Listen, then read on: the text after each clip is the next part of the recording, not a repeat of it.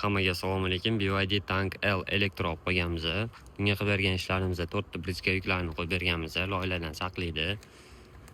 Elektron parokli uстановка qilib berganmiz. E'tibor bersanglar, qora, skromniy, bogatый turadi, nikkelli emas. Saloniga qilib bergan ishlarimizda original aromatizatorlar qo'yib berganmiz. 3 xil hidi bo'ladi. Bundan tashqari yana pultiga chihol qilib berganmiz. Antiradar uстановка qilib berganmiz. Simlarni yashirib ko'rinmaydigan qilib o'zlari olib kelgan ekanlar. 3 xil organizer qo'yib berganmiz. Bu yoqqa qo'yganmiz, podlogotnik ichiga qo'yganmiz va morozilkasiga qo'yganmiz.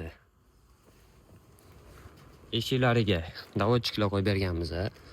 Prisoskalar o'zi yopib oladi. Bagaj sensor datchik qo'yib berganmiz, oyoqda ochiladi. Bundan tashqari bagaj polit qilib berganmiz. Original zavodskoy kompressor bilan germetiklarni ham qilib berganmiz. Elektron paroglarimiz Tank L gibridlariga ham bor, BYD Song Pluslarga ham bor. Davodchiklar BYDni почти hamma modeliga bor. Kimga shunaqa xizmatlar kerak bo'lsa, aloqaga chiqib kelsanglar, chiroyli qilib beramiz.